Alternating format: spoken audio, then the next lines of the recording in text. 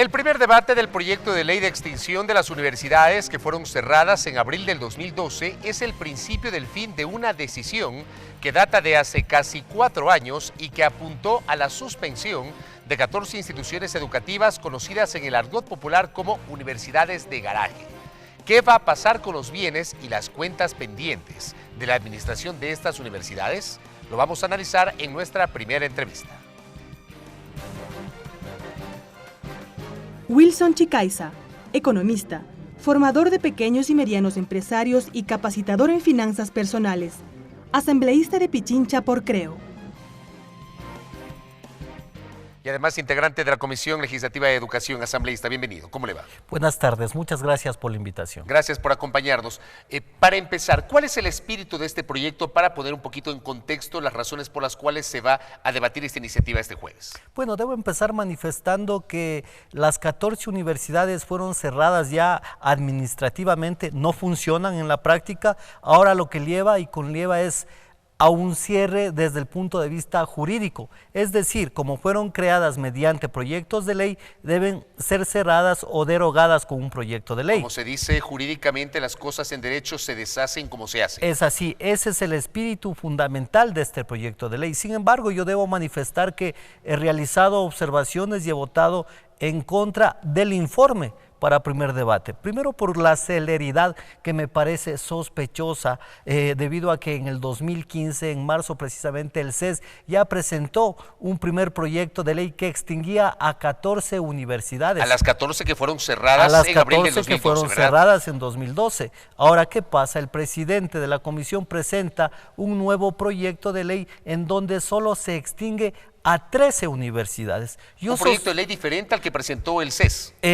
Similar, casi es una copia textual porque incluso hay artículos que son copy-paste del proyecto de ley presentado por el CES. Pero hay, digamos, esta diferencia de que en el uno se planteaba la extinción de 14 y en el otro de 13. De 13 universidades. ¿Y por qué solo de 13 en el proyecto del asambleísta Abad? Bueno, se manifiesta y se argumenta que la Universidad Politécnica Javeriana fue creada mediante decreto y por ende debe ser extinguida mediante decreto. Desde mi punto de vista jurídico y de acuerdo a la jerarquía, ¿no es cierto?, legal, pues una ley está por sobre un decreto. Y tranquilamente el proyecto de ley podría derogar el decreto de la creación de la Universidad Politécnica Javeriana. Pero la preocupación no solo es en el tema de forma de la ley, me preocupa también es por qué excluir o no incluir los bienes y los activos de la Politécnica Javeriana en un fideicomiso que va a ser administrado por la Corporación Financiera Nacional y va a ser también integrado por varios miembros del CES, los activos de la Politécnica Javeriana. ¿Pero cuál es el argumento para no incluir esos activos?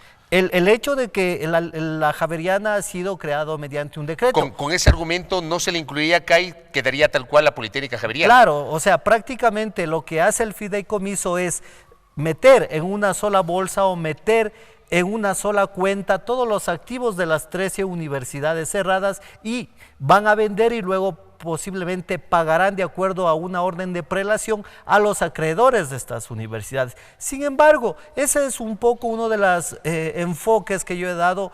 Y además hay otros, como por ejemplo que la ley de manera general es confiscatoria. Es confiscatoria debido a que el artículo 323 de la Constitución prohíbe toda forma de confiscación. ¿Pero por qué dice que es confiscatoria? Porque no se ha presentado de una manera clara cuáles universidades tienen patrimonio y cuáles universidades no tienen patrimonio. El artículo 323 de la Constitución establece la expropiación, pero siempre y cuando se pague y se valore un justo valor y se pague a los dueños de un determinado bien cuando se lo debe expropiar por algún tema de sentido nacional o por algún tema de una necesidad nacional. Eso por un lado. Por ejemplo, también el artículo 9 del proyecto de ley se refiere a la extinción de cuentas vinculadas. Es decir, si es que una persona que tenía una relación de rector o de vicerrector o de personal administrativo o administrador de la universidad, prácticamente con este proyecto de ley se extinguiría esas cuentas a esas personas vinculadas. Pero lamentablemente el artículo 326 de la Constitución establece como imprescriptible las deudas por los derechos que tienen los trabajadores a una remuneración. Entonces hay que ir corrigiendo alguna serie de errores que desde mi punto de vista están en el actual informe para el primer debate y también en el proyecto de ley. Ahora, claro está que todavía tenemos un segundo debate en donde se pueden realizar las modificaciones necesarias. Se supondría entonces que este jueves se van a recoger observaciones de cara a la construcción del informe para el futuro segundo debate. Ahora bien, en este momento, cuando han transcurrido casi 4 años de aquel episodio que supuso la decisión del CEACES, el Consejo de Evaluación, Acreditación y Aseguramiento de la Calidad de Educación Superior, de suspender esas universidades, ¿qué pasó con los trabajadores, con el personal administrativo y con el personal docente de esas universidades? ¿Fueron resarcidos económicamente? ¿Se los liquidó? ¿Recibieron sus remuneraciones? ¿Recibieron sus indemnizaciones una vez que se terminó su relación contractual con las universidades? El problema es que este proyecto de ley hace una relación y un análisis general de todas las universidades. Se debería establecer un análisis individual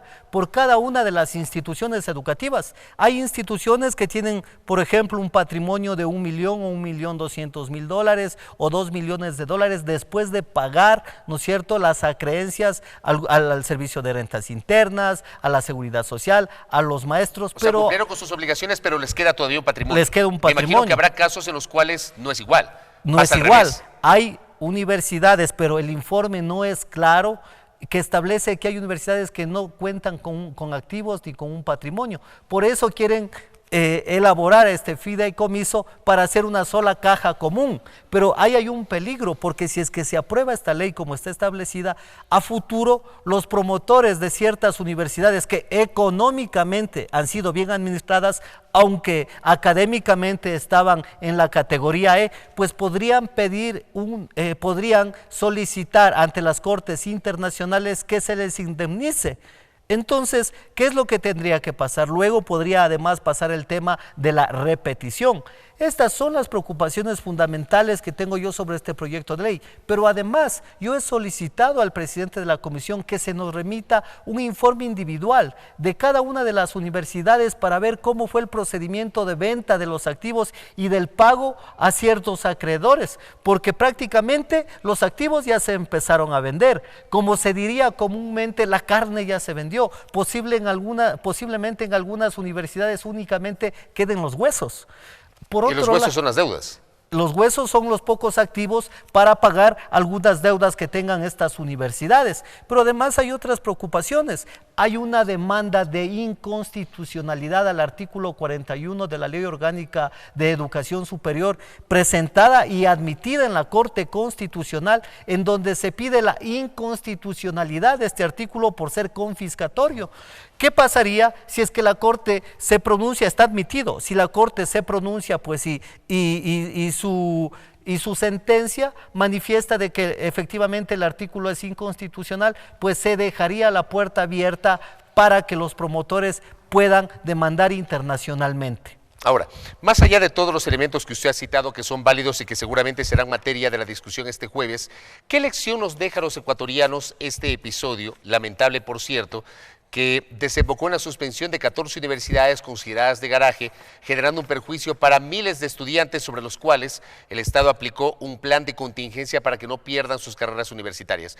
¿Qué hemos aprendido los ecuatorianos de este episodio, asambleísta Chicaiz? Bueno, debíamos haber primero fortalecido esas instituciones, dejar que esos estudiantes sigan el proceso regular de graduación en esas universidades. ¿Usted cree que no debieron haber cerrado esas universidades? Yo considero que debían haber sido apoyadas por el Estado, porque prácticamente de lo que nos dicen los informes sobre el tema de los activos, si es que eran universidades de garay, todas las universidades prácticamente no hubiesen tenido activos. Pero ¿y la calidad académica?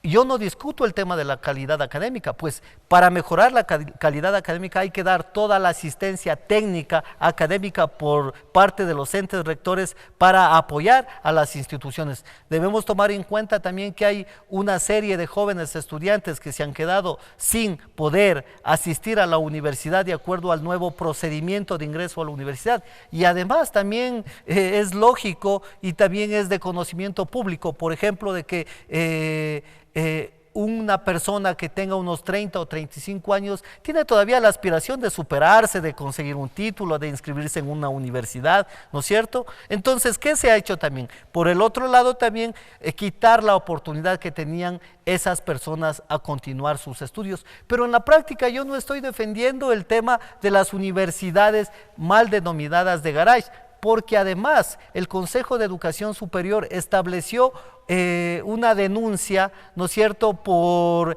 el tema de estafa académica. Sin embargo, los promotores de las universidades han establecido y nos han entregado la documentación de que la Fiscalía no les pudo condenar por ese delito y ahora están libres. Lo que nos debería preocupar y deberíamos analizar a fondo es, a ver, de los administradores temporales, ¿cuáles administraron mal esas universidades? Están presos, están pagando todo lo que le deben al Estado por no administrar de una manera adecuada.